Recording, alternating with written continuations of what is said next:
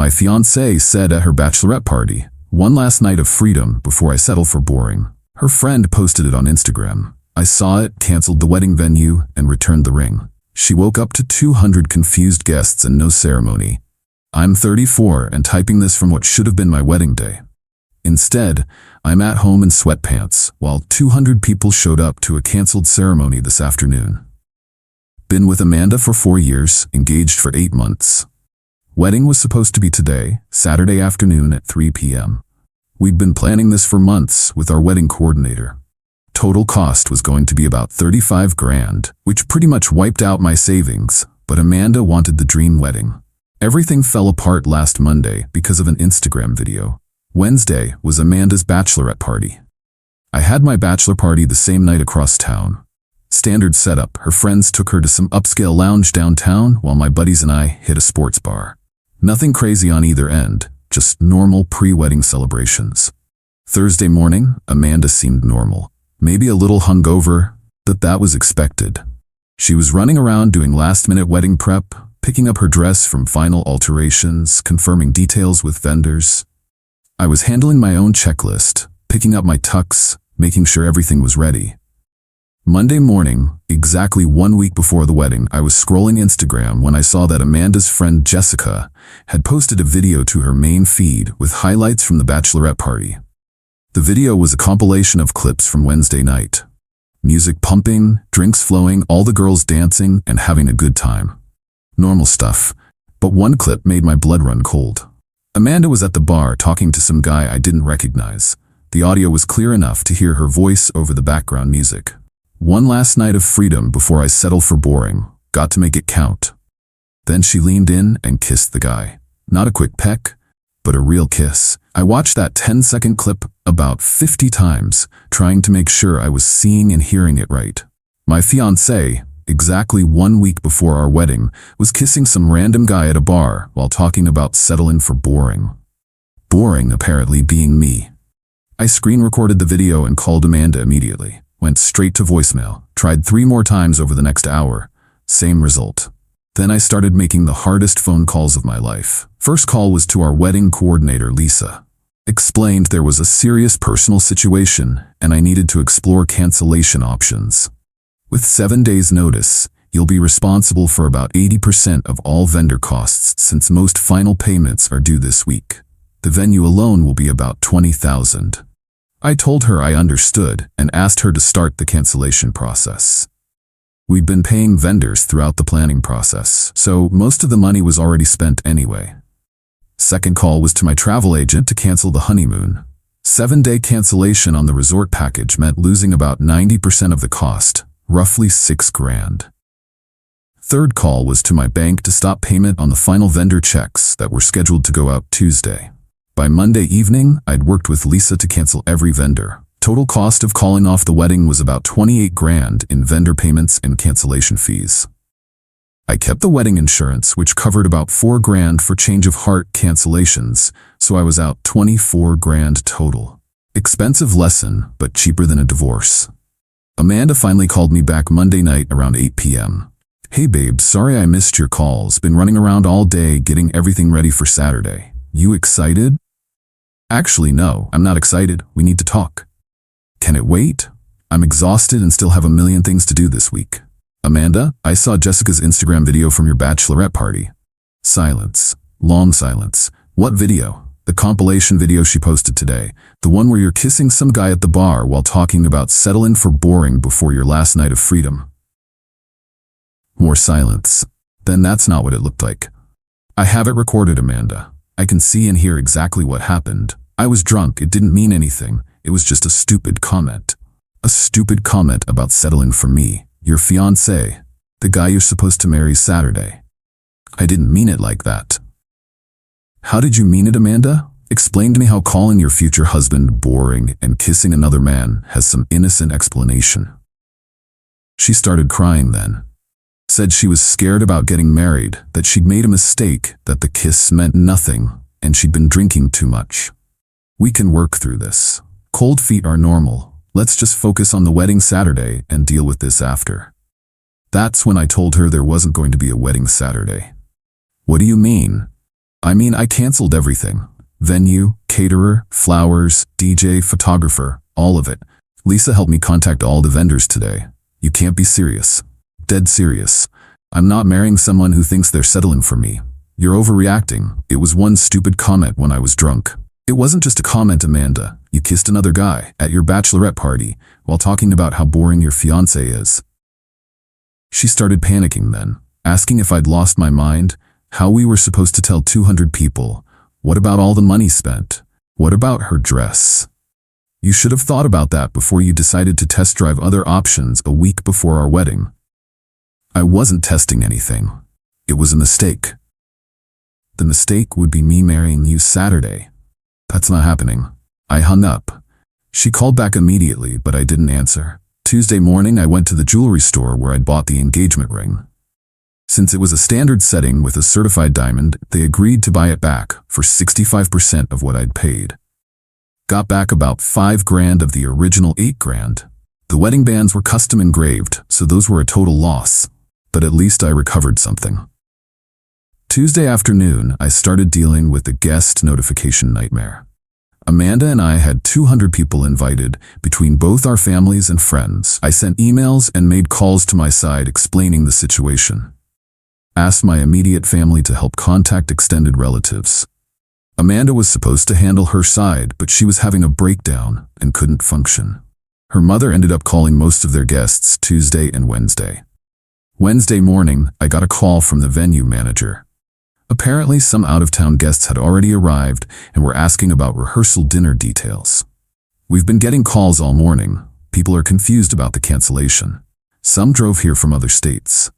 I felt terrible about the guest situation, but there was nothing I could do. Amanda's choices had created this mess, not mine. Wednesday afternoon, Amanda showed up at my apartment. She'd been crying, looked like she hadn't slept since Monday. Had her sister with her for moral support. Please don't do this. I made a terrible mistake, but we can fix it. I love you. You love the idea of being married, Amanda. You don't love me. If you did, you wouldn't have called me boring. I didn't mean boring in a bad way. There's a good way to call your fiancé boring while kissing other men. Her sister tried to mediate, said Amanda was genuinely sorry and had learned her lesson, asked me to consider postponing instead of canceling completely. There's nothing to postpone. Amanda made it clear how she feels about me. I'm boring. She was settling. She needed one last night of freedom before committing to someone she doesn't actually want. Thursday and Friday were spent dealing with practical details. Amanda and I had been living together in my apartment for 2 years. She moved back to her parents' house Thursday night. We had to divide belongings, cancel shared utilities, separate our finances. Amanda was on my car insurance and phone plan. Had to remove her from everything. The wedding gifts that had already arrived got returned to stores or mailed back to guests with apology notes. Friday evening, I got a call from Jessica, who'd posted the original video. I'm so sorry. I didn't think about you seeing that clip when I posted it. I was just sharing highlights from the night. Don't apologize, Jessica. You did me a favor. Better to know now than after the wedding. Amanda's devastated. She knows she messed up. She's devastated because she got caught, not because she did it. She really does love you. The kiss was just a stupid drunk mistake. Jessica, would you marry someone who called you boring and kissed other people at their bachelorette party? Long pause. Probably not. Then you understand why I can't either. Saturday morning, today, my phone started ringing early. Guests who hadn't gotten the cancellation message were showing up to the venue and finding it locked with a cancellation notice posted. The venue manager had to deal with confused guests all afternoon.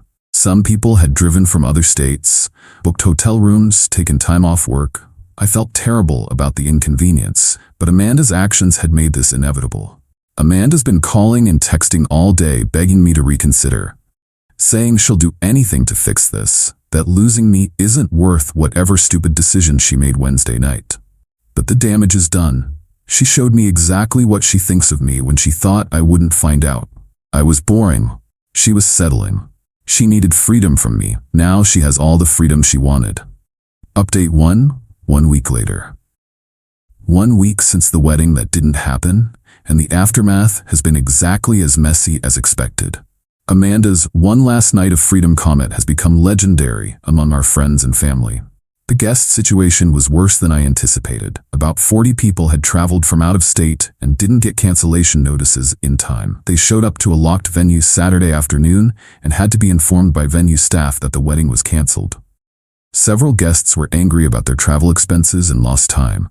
A few family members called me demanding explanations.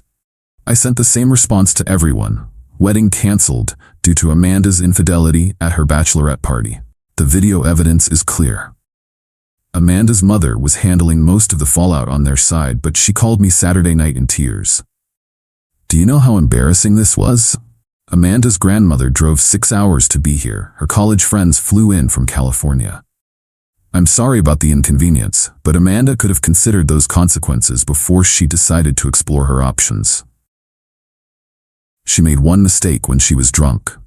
She made dozens of conscious decisions that night. Every word of that conversation was a choice. Sunday, the story spread through our social circle via social media and text messages. Jessica's video had been saved and shared by multiple people before she took it down. Friends were divided. Some thought I'd overreacted to a drunk mistake. Others agreed that the "settling for boring" comment was unforgivable. My family was completely supportive. My mother said she'd always thought Amanda seemed like she felt too good for me. My dad said any woman who called her fiancé boring while kissing other men wasn't marriage material. Amanda's family was split. Her parents wanted us to work things out. Her siblings thought she'd brought everything on herself. Monday, I had to deal with the financial aftermath. My wedding insurance covered about $4,000 under their change of heart provision, but I was still out $24,000 total. The shared apartment lease was in both our names with 6 months remaining. Amanda agreed to let me keep the apartment and take over her portion of the rent rather than break the lease early. We had a joint savings account for the wedding that still had about $3,000 in it. Split that evenly since we both contributed. Tuesday, Amanda tried reaching me through mutual friends. Had her best friend call asking if we could meet to talk things through. There's nothing to talk through. Amanda made her feelings clear Wednesday night. She was drunk and scared about getting married. She knows she messed up. She was honest when she was drunk. That's the problem. Don't you think 4 years together deserves a second chance? Don't you think 4 years together deserved better than being called boring while she kissed other guys? Wednesday, Amanda showed up at the apartment. I almost didn't let her in, but decided to hear what she had to say. I know what I said was horrible. I know the kiss was wrong. I was drunk and scared and stupid. But I love you and I want to marry you. You want to marry me because your backup plan didn't work out, Amanda. If that guy from the bar had been interested, would you even be here? That's not fair. Neither is calling your fiancé boring while kissing strangers. She tried explaining that she'd been feeling overwhelmed about marriage and had made comments she didn't mean, said the kiss was just alcohol and nerves, not a reflection of her feelings about me. Even if I believed that, you still called me boring to a stranger. That came from somewhere real. I think you're dependable and loving and everything I want in a husband, but also boring and someone you're settling for. She couldn't argue with that because it was recorded with clear audio. Thursday, I heard through friends that Amanda was telling people I'd ruined her life over one drunk comment. She was positioning herself as the victim of an unforgiving ex-fiancé. But too many people had seen or heard about the video. Hard to claim victim status when you're on record calling your fiancé boring while kissing other men. Friday, Amanda's sister called with yet another attempt at reconciliation. Amanda's been in therapy since Monday. She's working on understanding why she sabotaged your relationship. I don't need her to understand why. I need her to live with the consequences. The therapist thinks you could benefit from couples counseling to work through this. There's no couple to counsel. Amanda ended that when she decided I was boring and worth settling for. The sister tried several other approaches, but none changed the fundamental issue. Amanda had shown me exactly what she thought of me when she didn't know I was listening. Update 2. 3 weeks later. 3 weeks since the canceled wedding, and Amanda's attempts to rehabilitate her image aren't succeeding. The settling for boring video has become a cautionary tale in our social circle. Amanda spent the first 2 weeks trying to convince people that the video was taken out of context or that I'd overreacted to harmless drunk talk. But too many people had seen the actual footage. She tried claiming the kiss was barely a peck and meaningless. But Jessica and others who were there confirmed it was a real kiss with obvious intention behind it. Amanda's narrative shifted to positioning me as unforgiving and unable to handle normal pre-wedding jitters. She started telling people that canceling everything was an extreme overreaction to a minor incident. The problem was that most people didn't consider calling your fiancé boring while kissing other men a minor incident. Several mutual friends told me Amanda had asked them to stay neutral and maintain friendships with both of us. Most said they'd try, but privately admitted they thought her behavior was indefensible. 2 weeks ago, Amanda tried a new approach through her mother.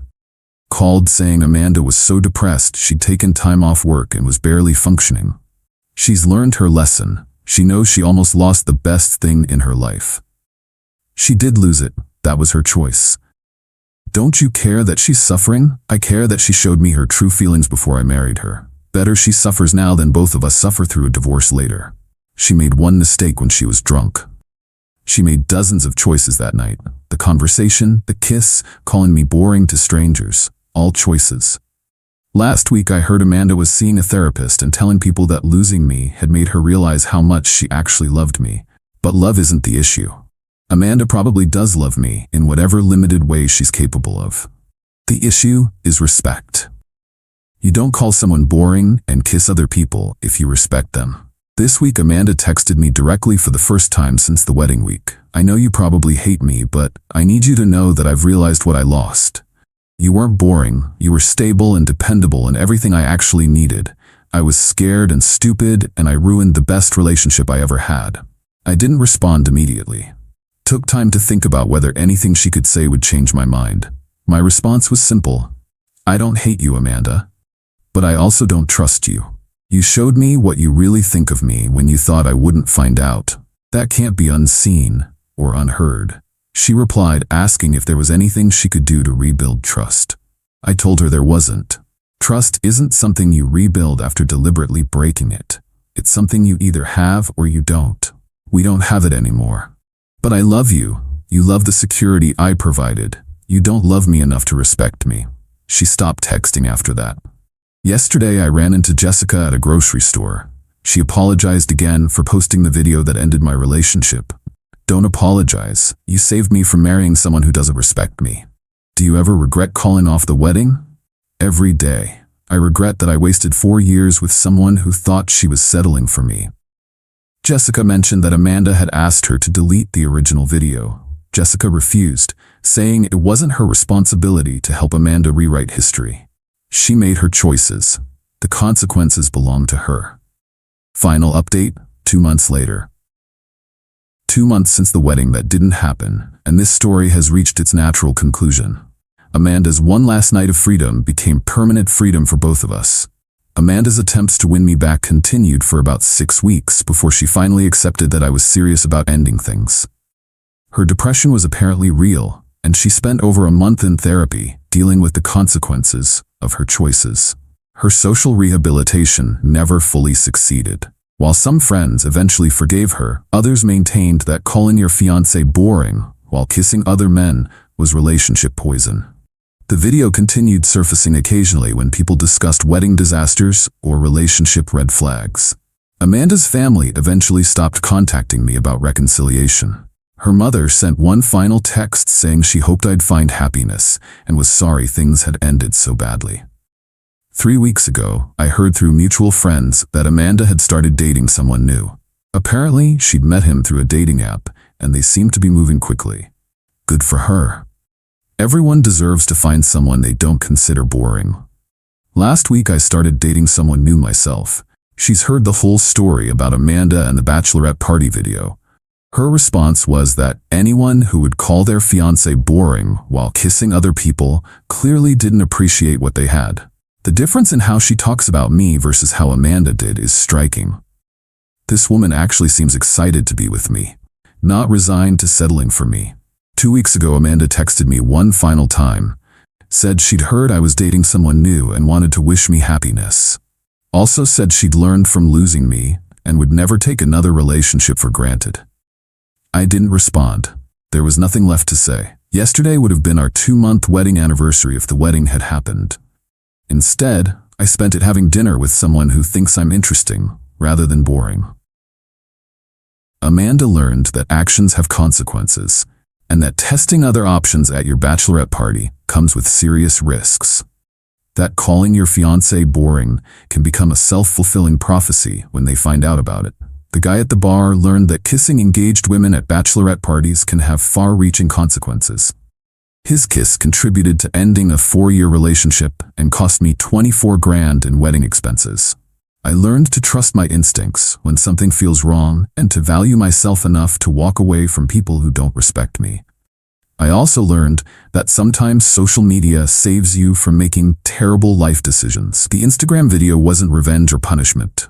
It was just information. Information that showed me exactly what Amanda thought of me when she didn't know I was watching. Amanda wanted one last night of freedom before settling for boring. She got exactly what she asked for. Complete freedom from boring, dependable me. I wanted a wife who was excited to marry me, not someone who considered it settling. I got exactly what I needed when I walked away from someone who called me boring while kissing other men. Everyone got what their choices earned them. Amanda chose to call me boring and kiss other men a week before our wedding. She got to experience life without the boring, dependable stability I provided. I chose to believe her when she showed me who she really was. I got to avoid marrying someone who didn't respect me enough to stay faithful during her own bachelorette party. The canceled wedding cost me $24,000, but marrying someone who thought she was settling for me would have cost me much more in the long run. Sometimes people tell you exactly what they think of you when they don't know you're listening. Amanda told that stranger at the bar exactly what she thought of me. I'm grateful I found out before signing a marriage certificate. The best investment I ever made was spending 1 week canceling a wedding to someone who didn't deserve me.